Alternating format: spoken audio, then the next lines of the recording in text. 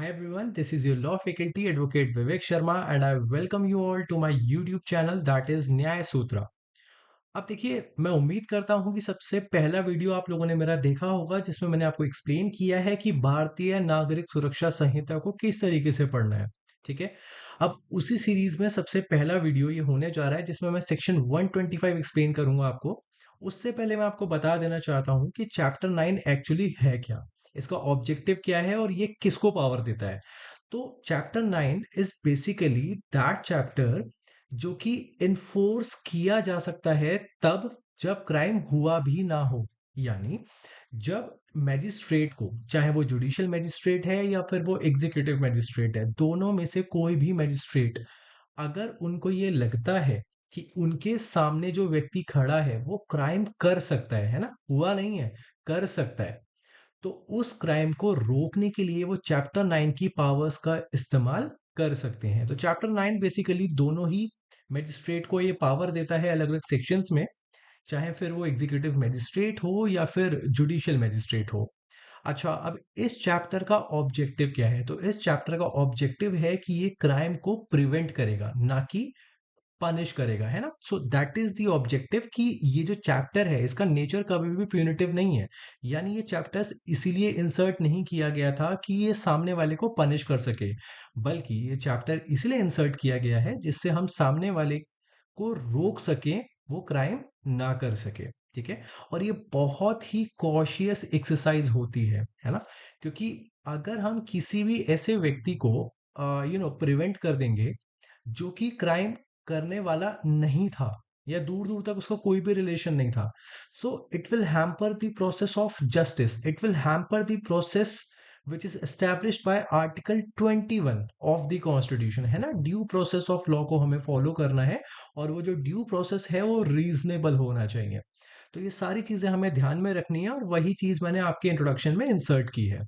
अच्छा, अब ये जो चैप्टर 9 है बीएनएसएस का, ये चैप्टर 8 हुआ करता था सीआरपीसी 1973 का। ठीक है। तो मैं करस्पॉन्डिंग मैंने आपको चैप्टर बता दिया कि ये पहले किस में था और अभी किस में है। ओके। अब सबसे पहला केस हमारे सामने आता है मधु लिमाय का केस। ठीक है, जैसा कि आप देख सकते हैं कि मैंने इसको इंसर्ट किया हुआ है, ये आपके सामने है मधु लिमाय केस। ठीक है। तो मधु लिमाय का जो केस है ये हमको बताता है कि ये जो चैप्टर 9 है ये आर्टिकल 19 को वायलेट नहीं करता है, क्योंकि आर्टिकल 19 में हमको 6 फंडामेंटल फ्रीडम्स दी गई हैं, है ना। हम फ्रीली घूम सकते हैं, बोल सकते हैं और असेंबल हो सकते हैं। तो इस केस में इस चैप्टर को चैलेंज किया गया था और कोर्ट ने बोला कि नहीं, article 19 comes with reasonable restriction, है ना। और मैं उम्मीद करता हूं कि आर्टिकल 19 आपको याद होगा। तो आर्टिकल 19 का जो सब क्लॉज 2 है, 3 है, 4, 5, है ना, एंड लास्ट 6, तो उसमें रीजनेबल रिस्ट्रिक्शंस दी गई हैं। तो वो रीजनेबल रिस्ट्रिक्शंस के अंडर चैप्टर 9 कवर हो जाता है, therefore it is not violative of article 19। ठीक है। चलिए आगे चलेंगे। अब देखिए, सीधे सीधे हम आ जाएंगे चैप्टर और सेक्शन 125 पे। अच्छा, सेक्शन 125 बीएनएसएस में दिया गया है। अगर आपसे कोई पूछे कि ये सीआरपीसी में कहां पर था, तो इसका करस्पॉन्डिंग सेक्शन हो जाएगा सेक्शन 106। ठीक है। चल देखिए, सेक्शन 125, तो सेक्शन 125 बोलता है security for keeping peace on conviction, है ना। तो यहां पर एक मैजिस्ट्रेट जो है, कौन सा मैजिस्ट्रेट? Judicial magistrate. तो एक जुडिशियल मैजिस्ट्रेट आपसे बॉन्ड साइन करवा सकता है। क्या बॉन्ड है, कौन सा जज साइन करवा सकता है, सारी चीजें यहां देखेंगे। चलिए सब क्लॉज 1 को पढ़ते हैं। तो वहां लिखा है when a court of session, यानी सेशंस कोर्ट को यह पावर दी गई है। तो when a court of session और a court of magistrate of first class, देखो, जब हम जुडिशियल हायरार्की की बात करते हैं डिस्ट्रिक्ट कोर्ट में, तो सबसे नीचे या सबसे पहला जो हायरार्की में जज आएगा that is judicial magistrate second class, है ना। उसके ऊपर जुडिशियल मैजिस्ट्रेट फर्स्ट क्लास। तो जुडिशियल मैजिस्ट्रेट फर्स्ट क्लास को ये पावर दी गई है और उसके बाद सेशन कोर्ट को ये पावर दी गई है। सेशंस जज कौन होता है, सेशन कोर्ट क्या होता है? तो सेशंस जज या फिर सेशन कोर्ट वो कोर्ट है जो क्रिमिनल केसेस में डील कर रहा है। ठीक है, तो that is court of session. तो court of session, judicial magistrate first class convicts a person of any of the offence. अगर इन दोनों में से कोई भी किसी भी व्यक्ति को सजा दे रहा है, convicts a person of any of the offence, किस अपराध के लिए दे रहा है, स्पेसिफाइड इन सबसेक्शन 2। तो उसकी लिस्ट, उन अपराधों की लिस्ट हमको सब सेक्शन 2 में बताई गई है। तो अगर सब सेक्शन 2 में बताए गए अपराधों की लिस्ट में किसी भी एक अपराध के लिए सामने वाले को सजा दी जा रही है, यानी कन्विक्शन किया जा रहा है, और ऑफ अबेटिंग सच ऑफेंस, यानी सामने वाले ने या तो वो अपराध किया है या फिर उस अपराध को करने के लिए भड़काया है, अबेट किया है, and is of the opinion, और जो कोर्ट है या जो मैजिस्ट्रेट है वो ये सोच रखता है कि ये बहुत जरूरी है, that it is necessary to take security, कि हमें सामने वाले से सिक्योरिटी लेनी चाहिए, फ्रॉम सच पर्सन। किस बात की सिक्योरिटी ले हम, फॉर कीपिंग द पीस, कि वो सामने वाला व्यक्ति शांति बनाए रखेगा। तो कोर्ट चाहे तो, the court may word use हुआ है, मे मतलब कोर्ट के डिस्क्रिप्शन पर है ना। तो द कोर्ट में at the time of passing the sentence, यानी जब कोर्ट सेंटेंस पास कर रहा है, फैसला सुना रहा है, ठीक है, तो वो कोर्ट ऑर्डर कर सकता है सामने वाले को कि सामने वाला व्यक्ति एक बॉन्ड या फिर एक बेल बॉन्ड भर के हमें देगा। अब सिंपल सी बात है यार, कि एक लेटर पे अगर मैं आपसे ये लिखवा लूं कि देखो, भले ही मैं आज तुमको सजा दे रहा हूं, या फिर मान लो मैं आज तुमको जाने दे रहा हूं कि ठीक है मैंने तुमको सजा दे दी, बट तुम शांति बनाए रखोगे, लिख कर दो। तो वो जो तुम पेपर पे लिख के दोगे, दैट इज बॉन्ड या फिर bail bond, for keeping the peace for such period not exceeding 3 years। यानी सबसे जरूरी बात, सेक्शन 125 सब क्लॉज 1 जो भी पावर सेशन कोर्ट को या फिर जुडिशियल मजिस्ट्रेट फर्स्ट क्लास को दे रहा है, उसकी लिमिटेशन ये आ जाती है कि मैं अगर आपसे बॉन्ड साइन करवा रहा हूं तो वो मैक्सिमम 3 years का हो सकता है। ठीक है, आई होप आपको ये क्लियर हुआ होगा। सब सेक्शन 2 पे बात कर लेते हैं। तो सब सेक्शन 2 हमने पढ़ा था अभी, कि सब क्लॉज 2 में हमको ऑफेंसेस की लिस्ट आएगी, है ना। तो वो ऑफेंसेस क्या है, तो any offence punishable under chapter 11, यानी Bharatiya Nyaya Sanhita, basically previously known as IPC, है ना। 1860 का जो हमारा आईपीसी था उसको हम भारतीय न्याय संहिता बोलते हैं। तो भारतीय न्याय संहिता के चैप्टर 11 में अगर मैंने आपको पनिश किया है, कन्विक्ट किया है, तब मैं आपसे ये बेल बॉन्ड भरवा सकता हूं। Other than an offence punishable under sub section 1 of 193, section 193 का सब क्लॉज 1, इसको छोड़कर, या फिर सेक्शन 196 को छोड़कर, या फिर 197 को छोड़कर, इन अपराधों को छोड़कर, अगर मैंने चैप्टर 11 में दिए गए किसी भी अपराध के लिए आपको पनिश किया है, तो उस टाइम पर मैं आपसे बॉन्ड भी भरवा सकता हूं। ठीक है, अच्छा, बी पॉइंट देख लेते हैं। Any offence which consist of और इंक्लूड्स असॉल्ट और यूजिंग क्रिमिनल फोर्स और कमिटिंग मिसचीफ। ठीक है, any offence of criminal intimidation, आपराधिक धमकी देने की कोशिश कर रहे थे, उसके लिए सजा दी जा रही है।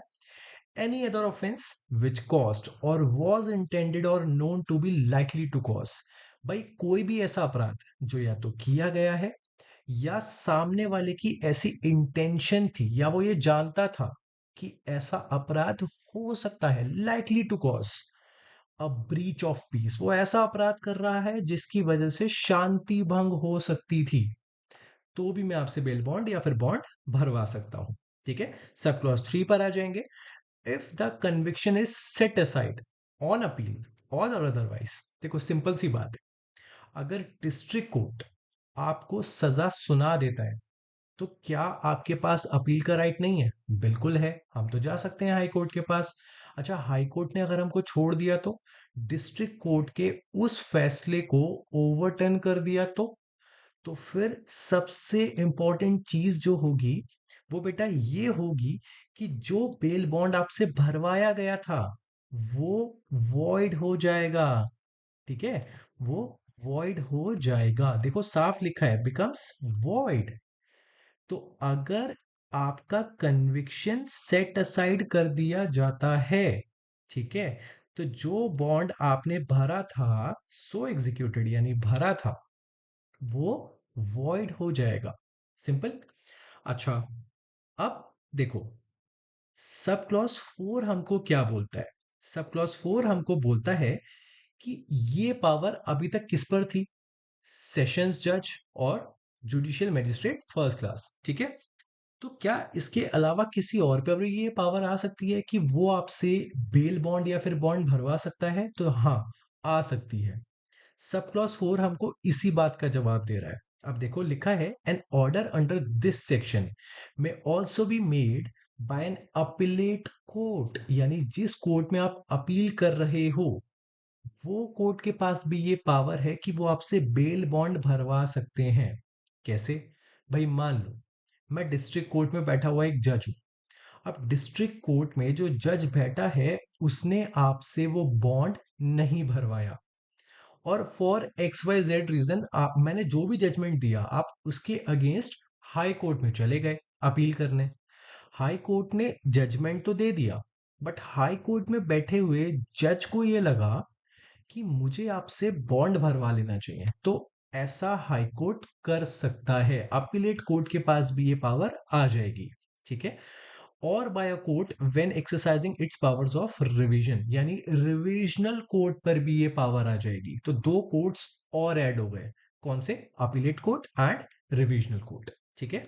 तो देखो अभी हमने जो सेक्शन पढ़ा, ठीक है, अभी जो हमने सेक्शन पढ़ा, उसके असेंशियल्स क्या निकल के आए, वो हम देख लेते हैं एक बार, ठीक है। तो देखो, point number 1, there must have been a conviction, यानी अगर मुझे आपसे बॉन्ड भरवाना है, तो ये जरूरी है कि मैंने आपको सब क्लॉज 2 में दिए गए उन अपराधों की लिस्ट में से एक अपराध के लिए सजा सुनाई हो।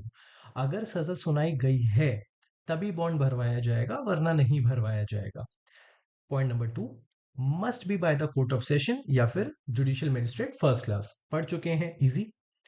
Point number 3, court concerned must be of the opinion that it is necessary to bind the accused to keep the peace।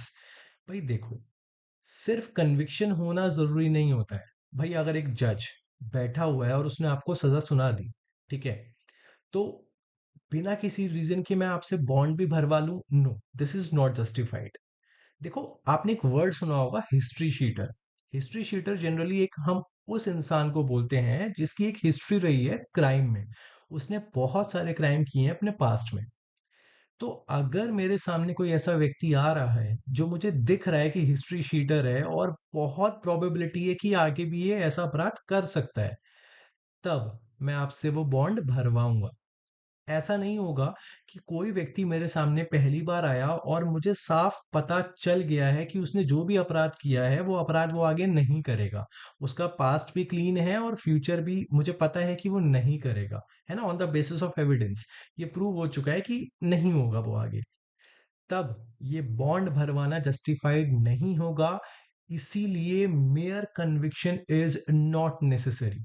ये मैंने कमेंट में भी ऐड किया है, बट मैं अभी आपको समझा रहा हूं कि सिर्फ कन्विक्शन हो जाने से बॉन्ड भरवा लेना is not justified under section 125, ठीक है। Conviction must have been for one of the offences specified in the section under sub clause 2, ठीक। चलिए कमेंट्स पढ़ लेते हैं। तो indeed to keep under control any person dangerous to public peace, order and tranquillity. अब tranquillity मतलब सार्वजनिक शांति। तो ये जो चैप्टर है, जैसा कि मैंने आपको बताया, चाहे आप इस चैप्टर की बात करिए, चाहे आप इस सेक्शन की बात करिए, ये सेक्शन इसीलिए इंसर्ट किया गया है क्योंकि हम पब्लिक पीस को रिस्टोर करके रखना चाहते हैं, ऑर्डर बनाए रखना चाहते हैं और सार्वजनिक शांति को बनाए रखना चाहते हैं, ठीक है। कोई भी ऐसा व्यक्ति जो कि डेंजरस है, उससे हमें सोसाइटी को बचाना है, and mayor conviction and sentence is not enough. मैंने आपको अभी लॉजिक बताया उसका कि क्या है, ठीक है। अच्छा, अगर आप बॉन्ड भरते हो मेरे सामने, तो क्या सिर्फ आपके बॉन्ड भरने से ये सफिशिएंट माना जाएगा? नहीं। आपको लेकर आना पड़ेगा एक श्योरिटी, क्योंकि अगर आप बॉन्ड भर के मुझे दे रहे हो तो कोई तो इंसान होगा जो आपकी जिम्मेदारी लेगा कि हाँ, ये जो भी लिख रहा है ये ऐसा करेगा। ठीक है, तो आप एक इंसान को लेकर आओगे जिसको हम बोलते हैं श्योरिटी। ठीक है, अब वो श्योरिटी क्या करेगा? वो श्योरिटी बेटा इस बात की गारंटी लेगा कि अगर मैंने आपसे बॉन्ड साइन करवाया है जिसमें आपने मुझसे वादा किया है कि आप शांति बनाए रखेंगे, और अगर आपने उस वादे को तोड़ा, तो जो उस बॉन्ड में मैंने सम लिखा है, सम मतलब अमाउंट लिखा है, आपके वादा तोड़ते ही वो सम उस व्यक्ति को भरना पड़ेगा जिसने आपकी गारंटी ली थी। That is surety. तो क्या ऐसा नहीं हो सकता था कि अगर आपने वादा तोड़ा तो मैं आपको उठा के जेल भेज दूं और उसको भी जेल भेज दूं? नहीं, लायबिलिटी को एक्सटेंसिव नहीं है, यानी जितनी लायबिलिटी आपकी है उतनी ही उसकी होगी, नहीं, ऐसा नहीं है यहाँ पे सेक्शन 125 में। And that is the reason कि आप थर्ड लाइन में देख सकते हैं, मैंने लिखा हुआ है कि ये जो गारंटी है ये को एक्सटेंसिव नहीं है। देखिए, लिखा है नॉट को एक्सटेंसिव, बल्कि ये लायबिलिटी सिर्फ वहां तक की है कि अगर सामने वाला अपना वादा तोड़ेगा तो जो अमाउंट प्रॉमिस किया गया था उस अमाउंट को भरा जाएगा, और भरेगा कौन? श्योरिटी। अच्छा, क्या ऐसा हो सकता है कि अगर मैं कोई भी सेंटेंस पास कर रहा हूं, मैं मतलब एक जज जो कि आपको सजा सुना रहा है और आपके एब्सेंस में सुना रहा है, यानी आप कोर्ट में है भी नहीं, और मैंने आपके एडवोकेट को बोल दिया कि मैं आपके क्लाइंट को सजा दे रहा हूं और उसके बिहाफ पर आप मुझे बॉन्ड भर के दोगे, तो is it justified? No, it is not justified. ठीक है, तो सेक्शन 125 में जो भी ऑर्डर पास किया जाएगा वो अक्यूज के प्रेजेंस में होना चाहिए। And that is the reason कि ये देखिए यहां मैंने इसको मेंशन किया है कि इसका प्रेजेंस जरूरी है, otherwise it would be bad in law. ये बैड माना जाएगा, ये गलत माना जाएगा। ठीक है, अच्छा आगे चलेंगे। देखिए, मद्रास हाई कोर्ट ने एक डिसीजन में ये कहा था, when there is only one solitary instance of accused being drunk and disorderly and there is no evidence to show that the accused is likely to do something similar in future, an order under section 106 मतलब हम इसी section की बात कर रहे हैं, but जितने भी जजमेंट्स हैं वो सीआरपीसी में आए थे, बीएनएसएस तो अभी आया है, तो बेसिकली हम सेक्शन 125 की ही बात कर रहे हैं। और मद्रास हाई कोर्ट का ये कहना है कि अगर एक जज के सामने, एक सेशन जज के सामने या फिर एक जुडिशियल मजिस्ट्रेट फर्स्ट क्लास के सामने कोई भी ऐसा व्यक्ति आता है जो ड्रंक था और जिसने उत्पात मचाया है, जिसने सार्वजनिक शांति को भंग किया है ना, और जज को पता है कि उसने ये किया है, पहली बार किया है, और on the basis of evidence ये एस्टैब्लिश हो चुका है कि वो आगे नहीं करेगा, तो इस सेक्शन की पावर का इस्तेमाल करते हुए बॉन्ड भरवाना जस्टिफाइड नहीं माना जाएगा। That's what Madras high court said. ठीक है, वही चीज है। तो कैसा लगा आपको ये वीडियो? मुझे जरूर बताइएगा कमेंट बॉक्स में। And yes, most important thing is कि ये जो पीडीएफ है इसका लिंक आपको मेरे डिस्क्रिप्शन में मिल जाएगा, और आप वहां गूगल ड्राइव में जाके इसको पढ़ सकते हैं, कभी भी रेफर कर सकते हैं, और आपको अब ये सेक्शन परेशान नहीं करेगा। ये लिस्ट जारी रहेगी, पूरा बीएनएसएस कवर किया जाएगा, मैं आपको बता चुका हूं। और हाँ, पहला वीडियो जो आपने नहीं देखा है प्लीज देखिएगा, मैं कोशिश करूंगा कि मैं उसको टैग कर दूं उस वीडियो के लिंक को भी। ठीक है, थैंक यू वेरी मच।